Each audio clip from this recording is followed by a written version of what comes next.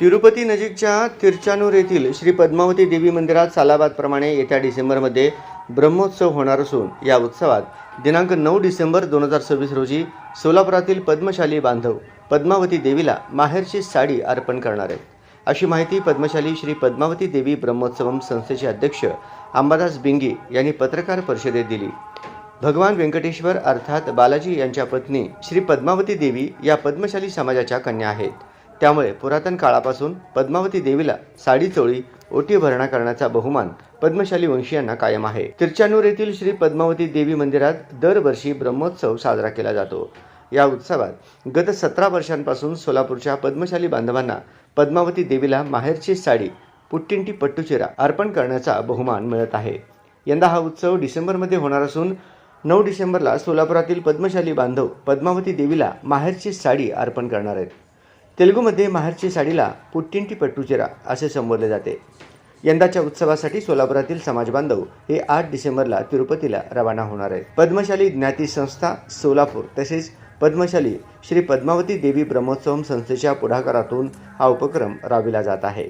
यंदाच्या ब्रह्मोत्सवात साडी अर्पण कार्यक्रमाचे प्रमुख यजमान पश्चिम महाराष्ट्र पद्मशाली संघाचे अध्यक्ष डॉक्टर सूर्यप्रकाश कोठे हे आहेत। या उपक्रमासाठी अखिल भारतीय पद्मशाली पुरोहित संगमचे विशेष सहकार्य लाभत आहे। या उपक्रमात सहभागी होऊ इच्छिणाऱ्या पद्मशाली बांधवांसाठी प्रति व्यक्ती 4001 रुपये देणगी शुल्क आहे। यामध्ये साडी अर्पण, सहभाग, प्रवास, निवास, भोजन, बालाजी दर्शन आदी व्यवस्था केली जाणार आहे। ज्यांना वैयक्तिकरित्या साडी अर्पण करावयाची आहे अशांनी तिरुमला तिरुपती देवस्थानकडून साडी खरेदी करावी। या उपक्रमात सहभागी होऊ इच्छिणाऱ्या समाज बांधवांनी 20 सप्टेंबरपर्यंत प्राध्यापक व्यंकटेश पडाल, मोबाईल नंबर 9850 99 73 37, व्यंकटेश रत्सा 93 25 59 65 97, नागेश सरगम 90 96 56 21 23 यांच्याशी संपर्क साधावा असे आवाहन संस्थेच्या वतीने करण्यात आले आहे। या पत्रकार परिषदेला प्राध्यापक व्यंकटेश पडाल, नागेश सरगम, रामचंद्र जन्नू, गोपी वड्डेपल्ली, दामोदर पासकंटी, व्यंकटेश रत्सा, पंडित वेणुगोपाल जिल्हा पंतलू आदी उपस्थित होते। त्यांचं रेकमेंडेशन ते सांगते नेसायला म्हणजे ओल्ल कपड्यामध्ये त्यांनी नेसतात। ओल्ल स्वतःच्या अंगात विणकर जे आहे तो वैष्णव राहायला पाहिजे। त्यांची उपस्थित असलेले आमचे ज्येष्ठ नेते रामचंद्र जन्नू आणि सचिव पडाल सर आणि नागेश सरगम आणि डॉक्टर कोटे साहेब हे याचे यजमान झालेले, त्यांनी हा खर्च त्यांनी स्वीकारवला आहे। त्यांनी याला सहकार्य करते आपल्याला साडीसाठी, त्यासाठी त्यांचा आम्ही आभार मानतो। या पद्मावती आपल्या पद्मावती ब्रह्मोत्सव समितीच्या वतीने त्यांचे स्वागत करतो आणि या वर्षापासून जायचे आणि तिथं सगळ्यांची व्यवस्था करायची ती राणी जबाबदारी घेतलेली आहे। त्याप्रमाणे या पडाल सर त्याची सविस्तर माहिती देतो।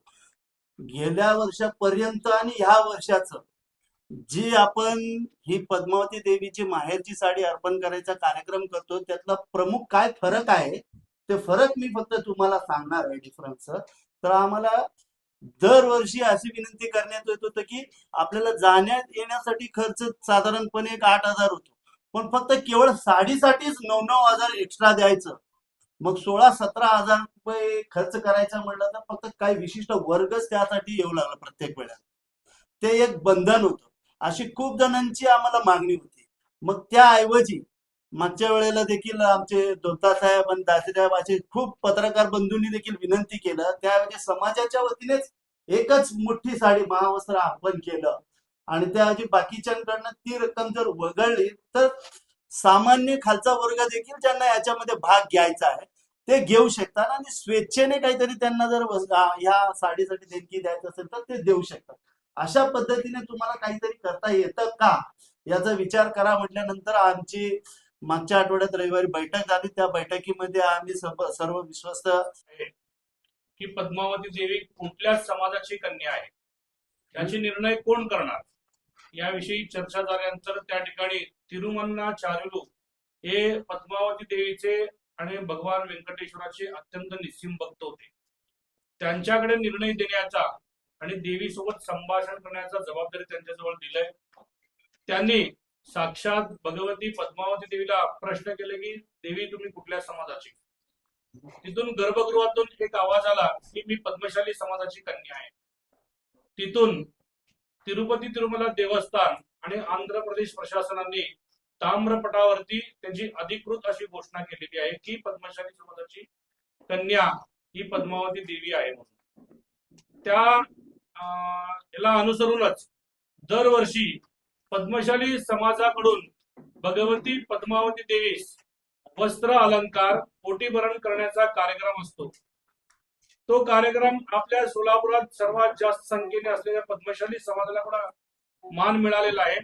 त्यानुसार श्री पद्मावती देवी ब्रह्मोत्सव समिती याकडून यंदा ना नफा ना तोटा या तत्वावरती सर्वसामान्य पद्मशाली समाज या कार्यक्रमात सहभागी व्हावा या उद्देशाने 4,000 रुपये मध्ये सोलापुरातून तिरुपतीतून सोलापूर हा रेल्वे प्रवास, तिथे रेल्वे स्टेशन पासून लॉज पर्यंत वाहनाची सोय, रूम मध्ये राहण्याची सोय आणि सोलापूरच्या पद्धतीनुसार भोजनाची व्यवस्था, पद्मावती देवीस कुंकुमार्चना व तिरुमला येथे जाण्याचा खर्च, येण्याचा खर्च, भगवान व्यंकटेश्वराचा दर्शनाचा स्पेशल दर्शनाचं तिकीट यामध्ये समाविष्ट आहे.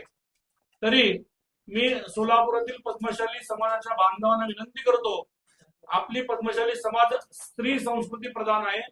त्याची पूजन करण्याकरिता, आचार करण्याकरिता सर्वजणांनी यावं, भगवती पद्मावती देवीचा अनुग्रह प्राप्त करून घ्यावा असे मी आवाहन करतो. आता सोलापूरकरांसाठी गुड न्यूज. आंध्र प्रदेश आणि तेलंगणातील प्रतिष्ठित श्री रुद्रा पूजा स्टोअर आता प्रथमच महाराष्ट्रात सोलापुरात 10 जून 2026 पासून आपल्या सेवेत. आपल्या दैनंदिन पूजा, धार्मिक विधी आणि सण उत्सवांसाठी लागणारे सर्व दर्जेदार पूजा साहित्य आता एकाच छताखाली उपलब्ध. सर्व पूजा साहित्यावर 50% पर्यंत आकर्षक सवलत. आजच आमच्या स्टोअरला भेट द्या आणि या मेगा ऑफरचा अवश्य लाभ घ्या. पत्ता शॉप क्रमांक 3, 70 फूट रोड, साईबाबा चौक, वननेस मोबाईल शॉपी जवळ, सोलापूर. प्रोप्रायटर श्रीनिवास कुरापटी. संपर्क 9175 87 03 68. श्री रुद्रा पूजा स्टोअर, विश्वास, गुणवत्ता आणि परंपरेचा संगम.